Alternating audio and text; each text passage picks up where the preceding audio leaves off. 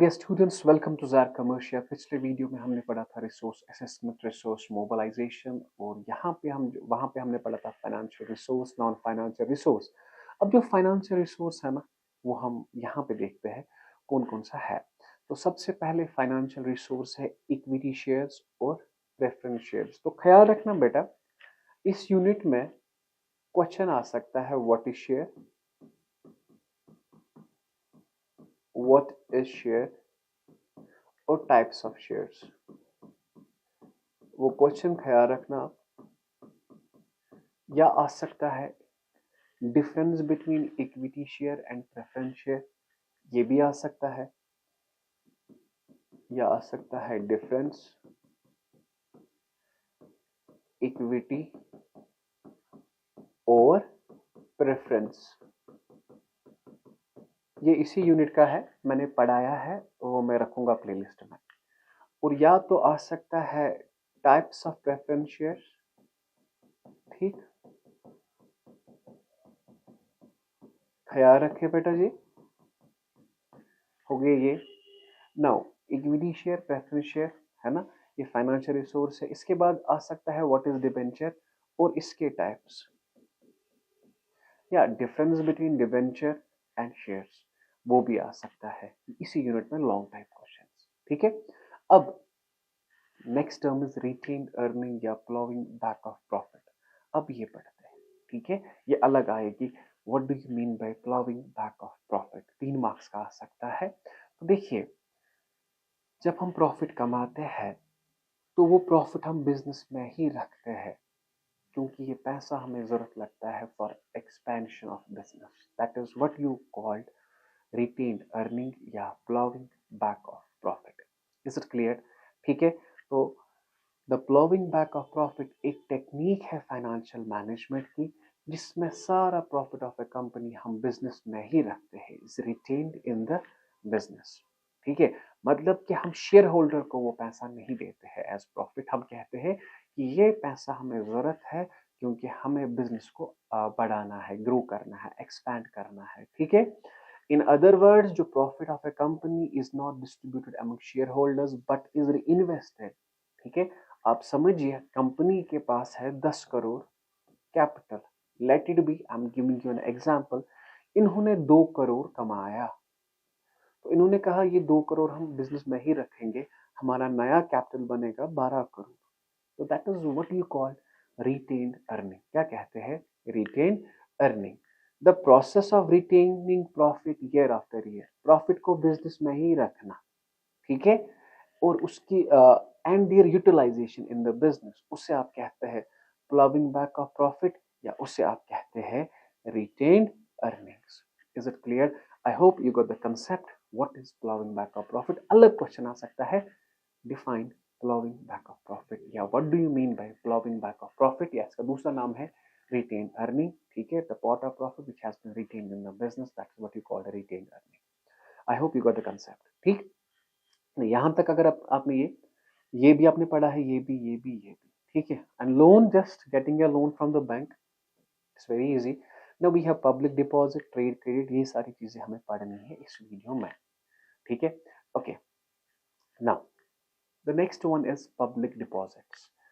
लोग पैसा रखते हैं, जैसे फिक्स्ड डिपॉजिट रखते हैं ना। For example, there is a person, उसका नाम है मिस्टर ए। मिस्टर ए के पास है 1 लाख रुपए। अगर ये बैंक में भरेगा, बैंक देता है इसे 10% इंटरेस्ट। अगर ये किसके पास भरेगा ये पैसा? बैंक के पास, एज एफडी, बैंक देगा इसे 10% इंटरेस्ट। लेकिन अगर यही 1 लाख किसी कंपनी में भरेगा, वो इसे देंगे 12% interest.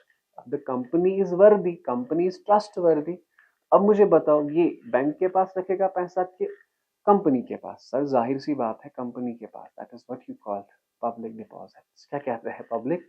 The deposit made by public with the joint stock company, जो पैसा लोग भरते हैं कंपनी के, उसे क्या आप कहते हैं? Public deposits. Company generally receive public deposit for different period ranging from 6 month to 3 years. Usually it is used for short term finance. ठीक है, तो इसकी जो ये लिटरेचर कह रहा है कि कंपनी पैसा पकड़ रही है 6 महीने से लेके 3 सालों तक। Is it clear? Okay, now कोई भी पर्सन जो इंटरेस्ट हो पैसा रखने में कंपनी, उसे एक फॉर्म भरना है और डिपॉजिट करना है पैसा कहाँ पे? कंपनी के पास। Is it clear? The company उसे एक रिसीट देगी जिसे आप कहती है FDR, फिक्स्ड डिपॉजिट रिसीट। आपने 1 लाख भरा, आपको कंपनी यहाँ से एक रिसीट देगी जिसका नाम होगा FDR, fixed deposit receipt. Okay, as an acknowledgement of debt by the company. Acknowledge it means तस्लीम करना, जिसमें कोई शक ना हो कि नहीं हमने आपका 1 लाख पकड़ा है, we owe you this 1 lakh. Okay, companies prefer public deposit. Company prefer करती है पब्लिक डिपॉजिट बिकॉज अगर कंपनी जाएगी ना लोन लेने बैंक से, बैंक उन्हें हाई रेट ऑफ इंटरेस्ट देगी, लेकिन लोगों से लो रेट ऑफ इंटरेस्ट में ले रहे हैं। ठीक है, okay, this was public deposit. I hope you got the concept. Public deposit होता क्या है कि लोग पैसा उधार पे देते हैं कंपनी को for a short period of time, that's what you called public deposits. Is it clear? ठीक है, तो कंपनी ने दी receipt, that's what you called FDR, fixed deposit receipt, जो एक एक्नॉलेजमेंट होती है कि नहीं कंपनी ओव्स यू।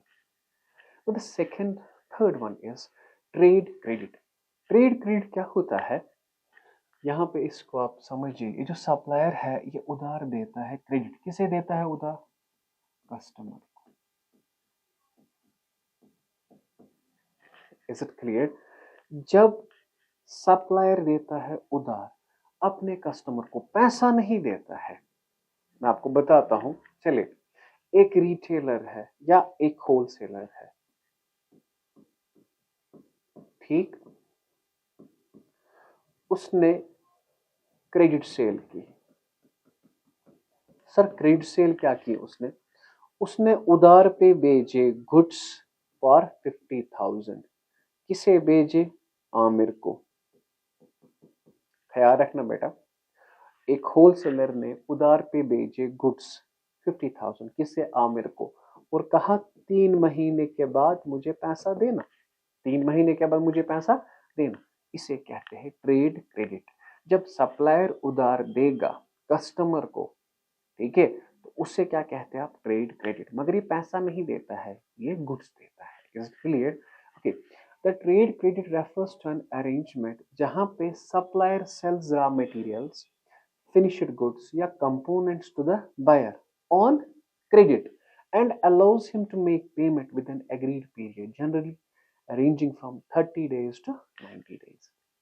30 दिन से लेके 90 डेज तक मैक्सिमम होता है उधार पे। Is it clear? This is what you call trade credit. Trade credit क्या होता है? सप्लायर उधार देता है किसे? कस्टमर को, जिसे आप कहते हैं क्रेडिट सेल। समझ आ रहा है? Purchase account debit of supplier, purchase goods on credit जब पढ़ाया था मैंने, ठीक। Just as a firm grants credit to its customer, so it often gets credit from its supplier. जैसे एक बिजनेस देता है ना उधार अपने कस्टमर को, ऐसे ही बिजनेस को उधार देता है अपना supplier. So it is known as trade credit, या इसका नाम है मर्केंटाइल क्रेडिट। अगर ज्यादा आपने दिखाना है ज्यादा, तो आप इसकी जर्नल एंट्री भी कर सकते हैं। Is it clear? Wait for a while. Okay, this was all about the trade credit. Now the next term is, next term है discounting of bills of exchange। मैं आपको पहले क्रक्स इसका बताता हूँ कि ये होता क्या है डिस्काउंटिंग ऑफ। देखिए, आमिर ने गुड्स बेचे, क्रेडिट सेल, ठीक, आसिफ को 50,000।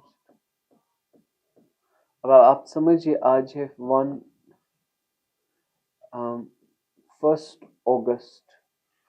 अगस्त। आमिर ने गुड्स भेजे किससे? आसिफ को, और आसिफ ने कहा कि I will pay you after 3 months। पैसा कब देगा ये? After 3 months। टर्म पढ़ानी है discounting of bills of exchange, ठीक है। तो समझना होता क्या है ये। आमिर ने गुड्स भेजे किससे? आसिफ को। कितने में भेजे? 50,000 में। Is it clear? आमिर ने गुड्स भेजे आसिफ को 50,000 में मगर क्रेडिट पे, और आसिफ ने कहा कि I will pay you after 3 months, it means सितंबर, अक्टूबर, ठीक है, नवंबर, आई विल पे यू 1 नवंबर। Is it clear? मैं कब दूंगा आपको पैसे? 1 नवंबर में, ठीक है। अब ये आसिफ आमिर जो है, ये आमिर कह रहा है कि यार मैं तो पैसा, मेरा पैसा तो बंद हो गया 3 महीने के लिए, अब मैं क्या करूं? ये कह रहा है, ये जाता है बैंक के पास। क्या जाता है? बैंक के पास। हाँ, इस आसिफ ने, आप समझो, एक चेक दी है इसे, और चेक पे डेट क्या है? 1 नवंबर। समझा? आमिर ने गुड्स भेजे किसे? आसिफ को, उधार पे। इसने कहा ये लो चेक, ये निकलेगी 1 नवंबर को, ठीक है। अब ये कह रहा है 1 नवंबर तक कौन वेट करेगा, आज तो 1 अगस्त है, ठीक है। अब ये जाता है बैंक के पास, बैंक को एक चेक दिखाता है, बैंक वाला कहता है हम कुछ नहीं कर सकते। अब ये कह रहा है प्लीज कुछ कीजिए, तो बैंक कहता है कोई नहीं, ये चेक आप हमें दीजिए, ये चेक आप हमें दीजिए, हम, इस चेक का वैल्यू है 50, हम आपको देंगे 45,000। कितना देंगे? 45,000। ये कहता है एग्री, कोई नहीं, मुझे मगर पैसा अभी दीजिए। तो इसे आप कहते हैं discounting of bills of exchange. Is it clear? चलो अब यही अंग्रेजी में पढ़ते हैं। Discounting of bills of exchange refers to the act of selling the bill. हमने बिल भेजी किसे? बैंक को, बिफोर इट्स मैच्योरिटी डेट। इसका मैच्योरिटी डेट था 1 नवंबर को, हमने 1 अगस्त ही पैसा भरा। Is it clear? तो the bank would charge discount in terms of interest for the unexpired term of the bill। Bank ने कितना चार्ज किया? 5,000 रुपए। Is it clear? क्योंकि इसने टाइम से पहले ही आपको पैसा दिया। जब गुड्स हम सोल्ड करते हैं क्रेडिट पे, the supplier draws a bill of exchange. Bill of exchange आप समझो चेक, अनफॉर्चुनेटली आपके सिलेबस में ये डिलीट हुआ 11th में, bill of exchange, to the buyer who accepts the same. आप समझिए, जब गुड्स हम बेचते हैं क्रेडिट पे, when goods are sold on credit, हमने गुड्स भेजे ना क्रेडिट, इसने दी ना एक चेक, जिसको आप कहोगे बिल्स ऑफ एक्सचेंज, ठीक है।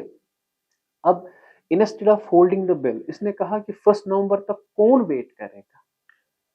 The supplier get it discounted with his bank. Supplier जाता है बैंक में और पैसा आज ही पकड़ता है और उन्हें कुछ अपना चार्ज देता है, और यहीं से इसे आप discounting of bill of exchange कहेंगे। Discounting of bill of exchange कुछ नहीं है बेटा जी, आप चेक पकड़ते हो, इसका डेट होता है आफ्टर 3 or 4 months, आप अभी इसे एनकैश करते हो।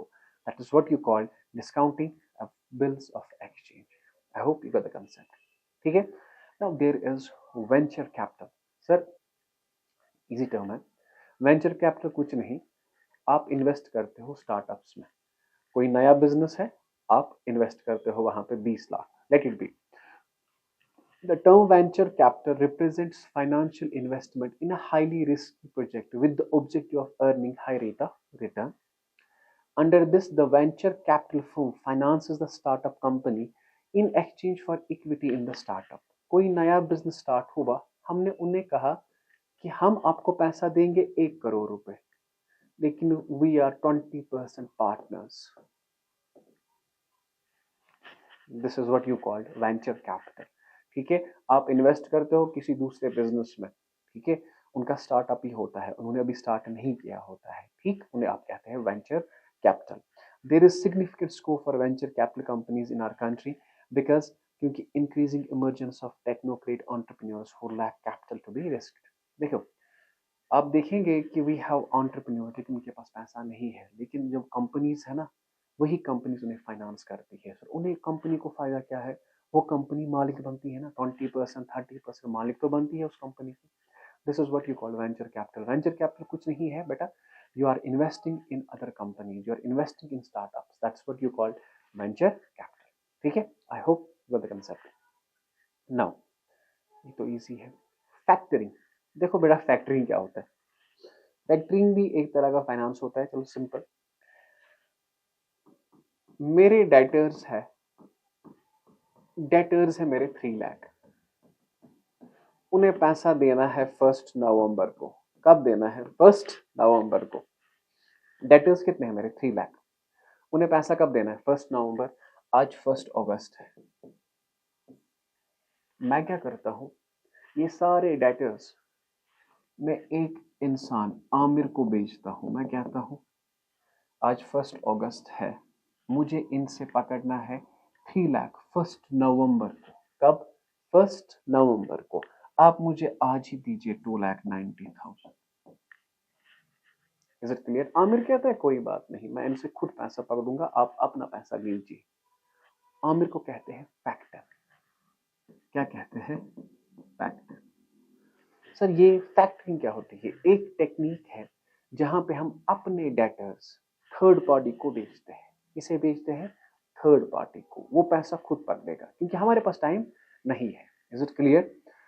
Factoring is a type of finance जहां पे business organization sell account receivables. Accounts receivable means debtor. हम अपने डेटर बेचते हैं किसे? थर्ड पार्टी को एट अ डिस्काउंट। 3 लाख के डेटर थे, हमने 2,90,000 में उसे बेचे, हमें 2,90,000 दीजिए। अब वो 10,000 कमीशन उसका अपना है। Is it clear? फिर से समझना, फैक्टर एक टाइप का फाइनेंस है जहां पे हम अपने डेटर्स थर्ड पार्टी को बेचते हैं। क्या बेचते हैं? थर्ड पार्टी को। Is it clear? जो इंसान परचेज करता है अनपेड इनवॉइसेस मींस जो इंसान इन डेटर्स को परचेज करता है उसे आप कहते हैं फैक्टर। आमिर को क्या कहते हैं आप? Factor. Is it clear? Okay. जब एक बिजनेस ऑर्गेनाइजेशन उधार पे बेचती है, the debtor is suppose to pay after certain period of time in order to maintain liquidity. Short term position, अगर कैश की जरूरत है, कैश की जरूरत है तो हम ये डेटर तो पैसा अभी नहीं देगा, ये तो आफ्टर 3 मंथ देगा। तो हम क्या करते हैं? The business organisation sells the unpaid invoice to a factor. Factor आपने समझ आया? किसे बेचते हैं हम? फैक्टर को। Is it clear? ओके। तो factor charges its commission and company gets its short term funds. और कंपनी को क्या मिलता है? शॉर्ट टर्म फंड्स, जल्दी, in a jiffy. This is what you call factoring. Factoring एक टेक्निक है जिसमें हम अपने डेटर्स बेचते हैं किसे? Third party. ओके। तो the last term is commercial paper. Commercial paper easy है बेटा। Short term promissory note. Promissory note आप समझिए, अनफॉर्चुनेटली जो बिल्स ऑफ एक्सचेंज हुआ ना, वो भी बहुत इंपॉर्टेंट था। प्रोमिसरी नोट एक प्रॉमिस होता है, कंपनी करती है कि हम आपको इस डेट पे आपका अपना पैसा वापस करेंगे। Is it clear? A commercial paper is a short-term promissory note issued by a reputed company to meet its working capital requirements. मतलब कंपनी कर्जा लाती है लोगों से, usually primary dealers. Primary dealers means banks, financial institutions, insurance company, उनसे कर्जा लेती है। क्या लेती है? कर्जा, for a shorter period of time, less than a year. ठीक है? तो उसे आप कहते हैं कमर्शियल पेपर। क्या कहते हैं? Commercial paper. These instruments are generally purchased by primary dealers, that is commercial banks, insurance companies and mutual funds. बात समझना, जैसे हम शेयर्स बेचते हैं ऐसे ही एक पेपर है ये जो कंपनी बेचती है ताकि इससे पैसा जल्दी आए। शॉर्ट टर्म के लिए इसे सैलरी देनी होगी या रॉ मटेरियल खरीदना होगा, तो उसके लिए ये इंट्रोड्यूस क्या करता है? Commercial paper. Commercial paper are not backed by any security, so they can be issued by credit-worthy companies only. ये वही इशू कर सकता है जिनकी रेपुटेशन अच्छी हो। Is it clear? आप नहीं इशू कर सकते, मैं नहीं इशू कर सकता। ये इशू वो करेंगे जिन कंपनी की क्रेडिट रेटिंग ज्यादा होगी। Is it clear? It is sold at a discount. याद रखना, हम क्या करते हैं? हम कहते हैं कि ये एक पेपर है, आप हमें 90 दीजिए, हम आपको आफ्टर 70 डेज 100 रुपीज वापस करेंगे। ये इशू हम करते हैं डिस्काउंट पे। तो ये हम इशू करते हैं डिस्काउंट पे और रिडीम करते हैं मैच्योरिटी पे। एक पेपर है जो यूजुअली कंपनी इशू करती है, ठीक है? किन्हें? बैंक्स को, इंश्योरेंस कंपनीज को, और उन्हें कहती है कि हमें पैसा जरूरत है, आप इन्वेस्ट कीजिए इसमें। और कंपनी को पैसा मिलता है और उन्हें अपना फायदा, क्योंकि कंपनी इस वक्त 90 पकड़ती है, वापस कितना देती है? 100। It is sold at a discount and redeem it at face value of maturity. Is it clear? अब आरबीआई ने कुछ कंडीशंस रखी थी इसके लिए, ठीक है? Company must be listed, registered होनी चाहिए, कंपनी का नेटवर्थ होना चाहिए 10 crore, maximum permissible bank finance कितना ले सकती है? 25 crore. Commercial paper should not exceed, working capital का 30% ज़्यादा नहीं होना चाहिए। ये कुछ कंडीशन है, बस सिंपल याद रखें। अगर कोई कहेगा आपको कमर्शियल पेपर क्या होता है, एक प्रोमिसरी नोट होता है जो कंपनी इशू करती है ताकि अपनी वर्किंग कैपिटल रिक्वायरमेंट फुलफिल कर सके। Simple, this is the question. ये आपका आंसर है कि याद रखना, मगर अनसिक्योर्ड है, इस पे कोई सिक्योरिटी नहीं होती है। इशू कौन कर सकता है? इशू वो कंपनी कर सकती है जिनकी हाई क्रेडिट रेटिंग होगी। Is it clear? With this we have completed your second unit. अगर कोई भी क्वेश्चन है कमेंट सेक्शन में बताइए या डायरेक्ट मुझे व्हाट्सएप करें 9622710107। रखिए अपना ख्याल।